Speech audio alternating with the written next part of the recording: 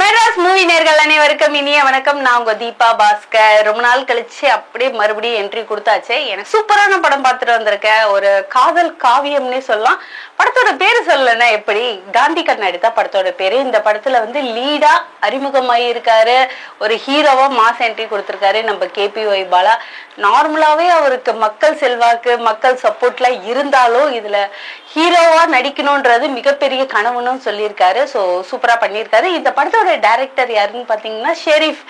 நேர்ல பார்க்கும்போது காலேஜ்ல இருந்து இப்பதான் முடிச்சுட்டு வந்த பையன் மாதிரியே இருந்தது.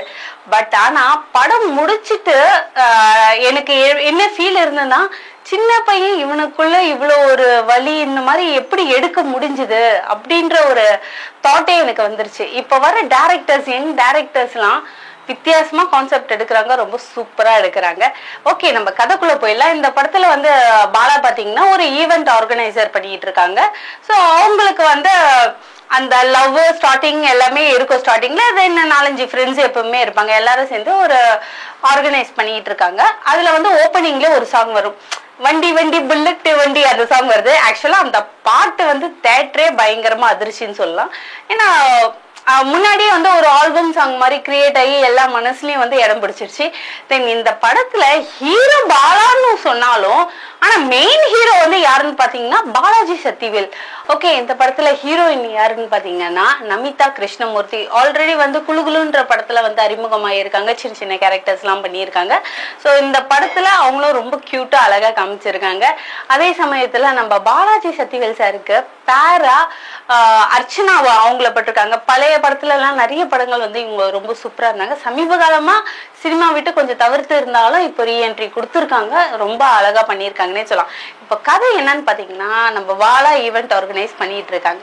அங்க நம்ம பாலாஜி சார் ஒரு பாக்குறாங்க. ஓ, இப்படியா, ரொம்ப சூப்பரா பண்றாங்களே அப்படின்ட்டு உடனே அர்ச்சனா அவங்க கேக்குறாங்க, நம்மளுக்கும் புள்ளன்னு யாராவது இருந்தா இந்த மாதிரி 60ஆம் கல்யாணம் கொண்டாடி இருப்பாங்கல்ல அப்படின்னு ஒரு கேக்குறாங்க. அந்த இடத்துல இருந்தா கதையே ஸ்டார்ட் ஆகுது. என்னன்னா, இவங்க ஊரை விட்டு ஓடி கல்யாணம் பண்ணியிருக்காங்க. பாலாஜி சார் அர்ச்சனாவும் ஊரை விட்டு ஓடி கல்யாணம் பண்ணியிருக்காங்க. இவங்களுக்கு குழந்தை எல்லாம் எதுவுமே கிடையாது. 2 பேரும் சிங்கிள் தான்.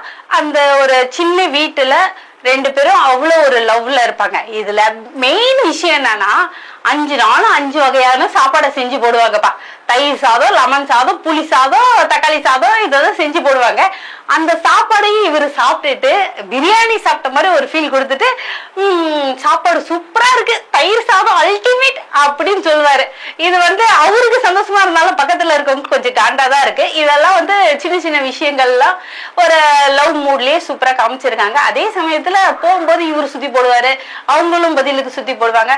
இந்த 60 வயசு தாண்டி போனாலும் அவங்க 2 பேருக்குள்ள ஒருத்தர் மேல ஒருத்தர் இருக்கிற அன்பு எந்த வகையிலும் குறையிலன்றத ரொம்ப தெளிவா காமிச்சிருக்காங்க. இவங்களுக்கு அந்த 60ஆம் கல்யாணம் பெருசா, அதாவது லவ் பண்ணும் போது அவங்க சொல்லியிருக்காங்க, ஊரு ஃபுல்லா சாப்பாடு போடணும், வெள்ளி தட்டையில சீர் கொடுக்கணும், 15 பவுன்ல தாலி போடணும், இந்த மாதிரி சின்ன சின்ன கனவுகள்லாம் அப்போ லவ் மூட்ல பேசுவாங்கல்ல, அதை நிறைவேற்றணும்னு இவருக்கு ஆசை. கையில காசு இல்ல.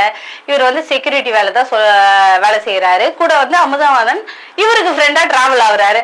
ஸோ இப்படியே கதை போயிட்டே இருக்கும்போது அந்த காசு ரெடி பண்றதுக்கு, அந்த ஈவெண்ட் பண்றதுக்காக பாலாவை போய் பாக்குறாங்க.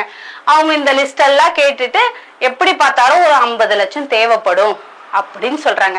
இப்போ இவரு என்ன பண்றாரு, அந்த 50 லட்சத்தை எப்படி ரெடி பண்ணுன்றத கொண்டு போறாங்க. அதெல்லாம் எப்படி பாத்தீங்கன்னா ஒரு ஃபன்னா, ஒரு என்டர்டைன்மெண்டா நல்லா போயிட்டு இருக்கு. அது ஒரு ஸ்மூத்தா போயிட்டு இருக்கு. அவர் ஏஜ் டிஃபரன்ஸுக்கும் இவங்க ஏஜ் டிஃபரன்ஸுக்கும் அது ஒரு சூப்பரா ஃபன்னாவே போயிட்டு இருந்தது. ஆஃப்டர் இன்டர்வல் பாத்தீங்கன்னா அவருக்கு ஒரு லேண்ட் எல்லாமே வித்துட்டு இருப்பாங்க. அதுக்கப்புறம் அந்த காசையும் கிடைச்சிருச்சு. எதிர்பார்த்ததை விட அதிகமா காசு கிடைச்சிருச்சு. இப்போ அந்த கல்யாணத்தை பண்ணலாம்னு நினைக்கும் போது திடீர்னு பாத்தீங்கன்னா காசெல்லாம் செல்லாது, 500 ரூபாய் 1000 ரூபாய் செல்லாதுன்னு குண்டு தூக்கி போடுறாங்க. இந்த இடத்துல ட்விஸ்ட் ஆரம்பிக்குது. எல்லாரோட கேரக்டர்ஸுமே வேற மாதிரி நெகட்டிவா மாறுது. சில பேர் காசுக்காக பழகுறாங்க, அந்த காசை எப்படி கடத்திட்டு போறதுன்னு யோசிக்கிறாங்க. காசு ஷேரிங்ல மாத்துற மாதிரி, இதெல்லாம் நிறைய கொலாப்ஸா அப்படியே போயிட்டு இருக்கு. பட் எல்லா சீன்ஸுமே இன்ட்ரெஸ்டிங்கா இருக்கு. இந்த இடத்துலயுமே லேக் எல்லாம் இல்ல. அவங்க ஏஜுக்கு ஏத்த மாதிரி கேரக்டர் ரொம்ப சூப்பரா பண்ணியிருக்காங்க. இதுக்கு இடையில லாஸ்ட்ல பாத்தீங்கன்னா முடியும் போது ஒரு சென்டிமெண்ட் சீன், அதாவது பாலாஜி சார் செத்துருவாரு. அந்த இடத்துல சென்டிமெண்ட் வந்து நிஜமா சூப்பரா இருக்கு. பாலாவுக்கு ஆக்டிங் வரலன்னு யாராலையும் சொல்ல முடியாது. ஏன்னா இந்த படத்துல இந்த சீன்ல முழு எஃபெக்ட போட்டு ரொம்ப அற்புதமா பண்ணியிருக்காங்க. அதை விட அற்புதமா வேலை வாங்கியிருக்காங்கன்னு சொல்லலாம். இவருக்கு ஃப்ரெண்ட்ஸா 2-3 கேரக்டர்ஸ் இருக்காங்க. ஆல்ரெடி சொல்லியிருந்தேன், அமுதவாணன் சொல்லியிருந்தேன்.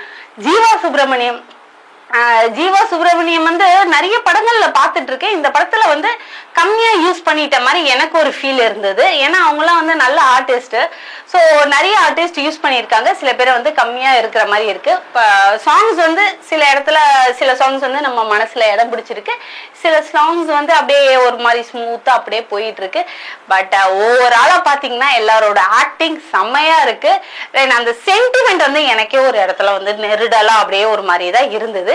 பட் ஒரு அழகான ஃபேமிலி பேக்கேஜ்னே சொல்லலாம். காதலுக்கு வயசு இல்லை. காதல் வந்து எதையும் எதிர்பார்க்காது. குழந்தை குட்டி இல்லைனாலும் பரவாயில்ல, எந்த வயசுலயும் காதல் வந்து தூய்மையானது அப்படின்றது ரொம்ப அழகா எடுத்திருக்காங்க ஷெரீஃப்.